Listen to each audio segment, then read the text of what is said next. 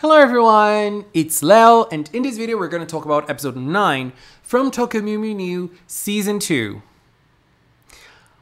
I think this is probably one of the most eventful episodes in Tokyo MEW MEW MEW. I dare say it was the most eventful so far. So many things happened, and I think it was actually one of my favorite episodes. Really loved it. It was great, especially because of Mint. So Mint dominated the first half of the episode, or at least the first part, which was very nice. The girls were searching, the girls were worried about her, and she was in her house. She was trying to find ways to get out, but there was no way. She was being protected by her brother in every imaginable way possible. I don't even know if that made sense, what I said, but still. It was nice the way she was trying to reach him, the way she was trying to talk to him, and he wouldn't give her attention at all because, you know, she is the younger sister. She is not as skilled or trained or studied as him, so he understands things more than her. But there is something about her that he doesn't know, and I really, really love the way the episode handled it because it was like, I was thinking about this before it happened. I was like, the only way Mint is able to get out of the house is by transforming and, you know, showing her brother her real identity. And it happened. But I would never guess the impact that scene would have. You know, the windows breaking, the glass is breaking, and, you know, Mew Mint appearing before her brother like that. It was so fierce. It was so nice. I love this moment so much. And I also love how now it's the turn of her brother to help her. So her brother started sending her the location of that flying thing that she had to go to, and she did. Baby, lots of arrows, lots, and bam, bam, bam, lots of arrows. This kind of reminded me of the original Tokyo MEW MEW in the finale, if I'm not mistaken. She does this against Deep Blue. Of course, it doesn't work like it does here, but she does this in the finale of the original. Something like this. It was not, obviously not as epic as this was in this episode. Girl, this was so epic. It was so cool. I loved every second. The animation was very nice as well. And I also liked the dialogue that happened between her and her brother as kind of like this flashback after this happened, because it was the turn of Mint showing her brother how much she grew and how much she is maturing, how much she is becoming a serious person and is doing everything she can to protect the environment. And she found her own way inside her own family of doing her things her own way. And that made her grow, that made her develop into someone her brother didn't know. Because even though her brother likes her and, you know, cherishes her, and she is obviously someone important for him, he didn't leave that thought of her as his younger sister that is a child. You know, she has been growing up, and he only noticed it in this episode. That was very nice. And another thing that I love about this is that in the first season of Tokyo MEW MEW MEW, Mint didn't get her own episode when it comes to her transformation and how she became Mew Mint. And I remember lots of people were afraid of what her character would become, especially because she was not the princess that she used to be in the original Tokyo MEW MEW, the mean girl that she used to be in the original. And I really love the direction they went for her character in this. I feel like she is a lot, way more iconic now. I feel like she is someone who has really made her impact in the show. I really like this. It's something that I adore about Mint. And then we get to a scene of the girls going after the Mew Aqua. Zakuro is the one feeling it, and the girls just go where she feels the Mew Aqua is. And look, last episode, the episode prior to this one, episode 8, was nice because the girls were able to hold their own and battle the Chimera Anima. And then in this episode, unfortunately, it felt like they were super weak again. They couldn't battle the Chimera Anima normally. They had to be saved by Mint. And look, it just doesn't... I don't know. I don't like this consistency, this inconsistency in their powers. In season 2, the consistent thing was that they were very weak. And I honestly don't like it. I liked it more in episode 8. But in this episode, it just felt that they went back to square one, even though there were other nice moments with them, with their powers. So Mint arrives, saves them. They're able to fight back with their group attack, which is a very nice attack. I really like it. And then we have a little back and forth between Pudding and Tart. She almost got Tart. Very sweet to see this. I really like Pudding in this version as well. I really like her innocent and optimistic personality a lot. Like, it's not refreshing because I feel like this is a trait of lots of magical girls.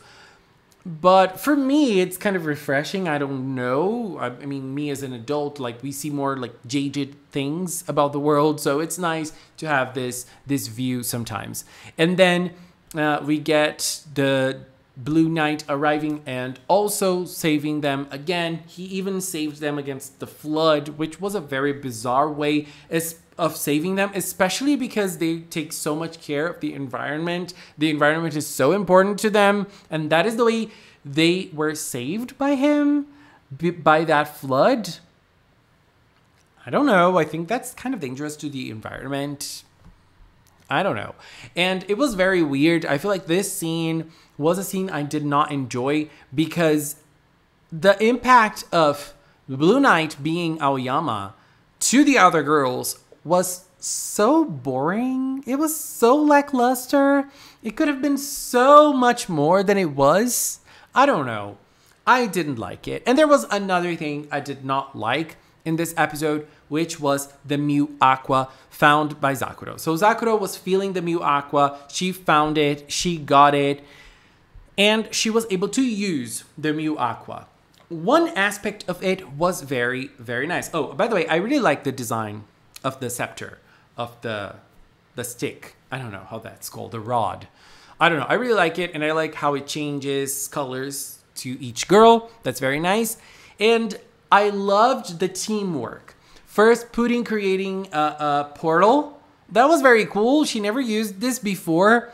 So that was very nice, the way she used it. And Mint using her flying powers to take Zakuro to the sky so that she would use the Mew Aqua. So she did use and purified it all. Pollution is now gone.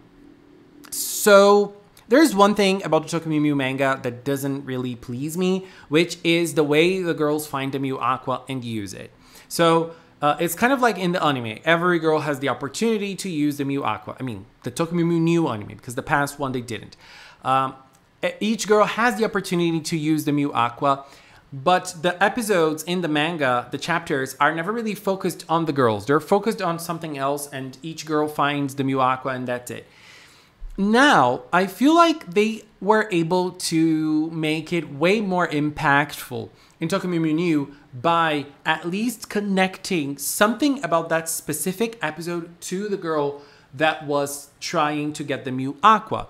Mint didn't find the Mew Aqua in an episode of her own, but they were still able to connect the scene to something about her struggles. Same to Lettuce. When it came to Pudding, they gave one specific episode all to her and her finding the Mew Aqua, which was also nice. Zakuro's turn, it really felt like the manga. It was all about other people, all about other events, and she found it.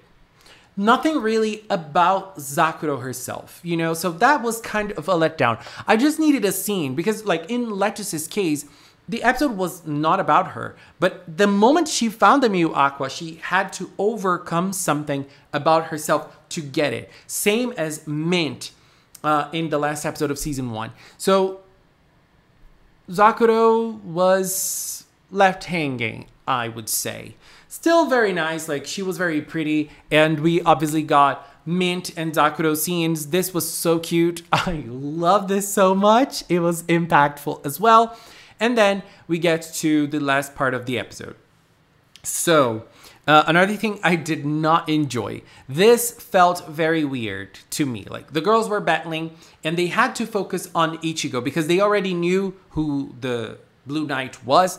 So the villains were focusing a lot on Ichigo. So they took Lettuce and Pudding out of the equation very fast.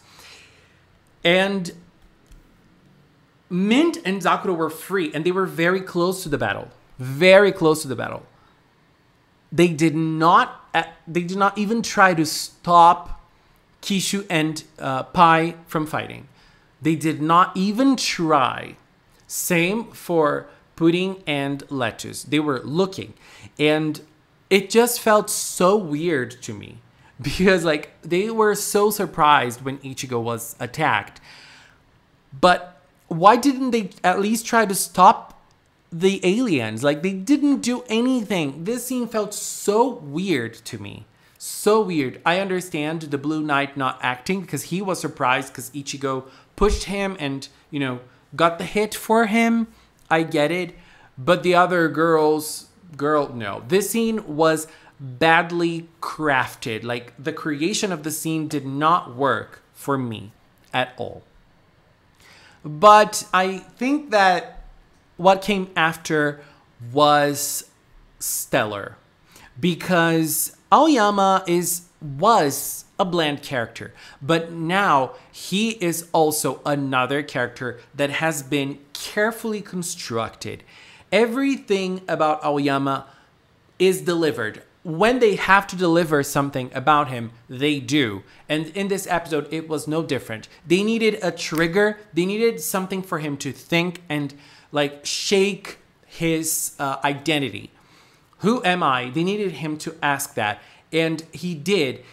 I loved this moment because we could see how Aoyama grew up and how Aoyama became the Aoyama we know. He was an orphan, he was adopted, and everything he did after he was adopted was to please his parents and the expectations of people around him. Because he finally found a family, he finally found home, and he wanted to keep that. That makes sense. But that made him live a very uneventful life. Everything changed when he met Ichigo. Things for him started making more sense. He started feeling more things. He started actually living and feeling like he existed. So he finally started to have actual feelings. That makes a lot of sense if we think about the Aoyama from the past few episodes, especially from last episode, episode 8, because Aoyama has been super worried about Ichigo's role as Miu Ichigo. And well, yeah, when you love someone, you don't want that person to get hurt. Yes, that makes sense already just in as a simple argument. But when you think about how much Ichigo means to Aoyama, it makes even more sense because for him, she is the key to his feelings, to feeling. Just a simple act as feeling to him depends on Ichigo. And so it makes way more sense. Like his actions so far in the show start making way more sense after this little scene of him as a child that he himself narrated. That was so cool. I really, really loved this moment. And then by questioning his identity, his real identity appears and Deep Blue is finally here with us. I think that the revelation was nice. It wasn't something impactful as like the narrative, the shots. No one had those like shocking eyes, like, you know, those eyes, like the really scared eyes. They were really trying to figure out what was going on. By the way, the UFO looks very cool. This UFO looks scary and cool. I love it.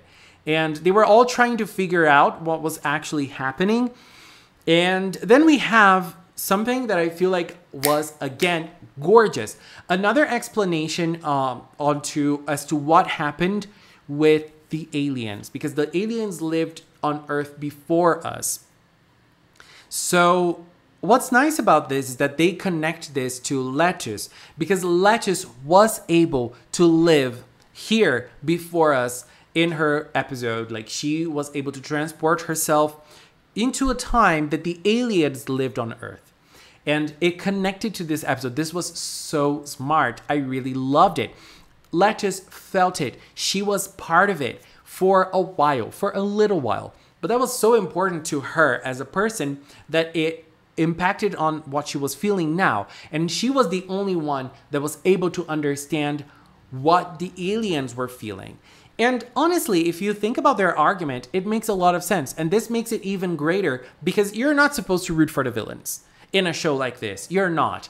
And they're doing everything they can to make Keisha look bad in our eyes. But then the argument of the aliens make a lot of sense.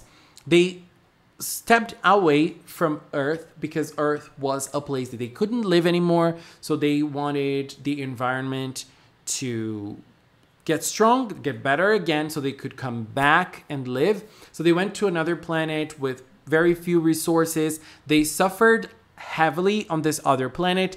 But when they came back to Earth, there were already humans living on it. And the humans were not only living, they were destroying the environment. So this was really crazy.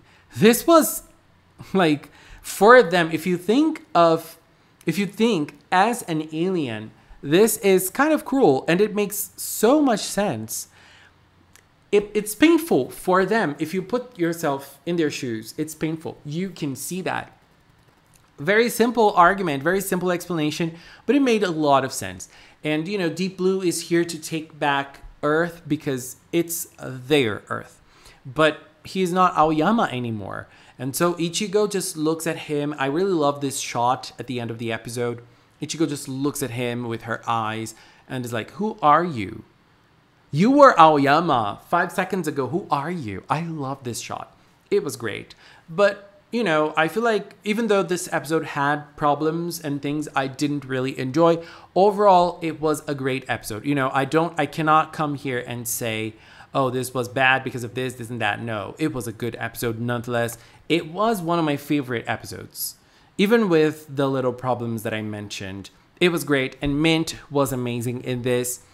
So Tokyo MEW MEW is really good. It's really like showing us how this story is still relevant, how this story is still being able to be told in a different way, in a new way, but in an impactful way as well. I am loving, and I'm loving the changes they're making. This is, for now at least, my favorite version of Tokyo MEW MEW.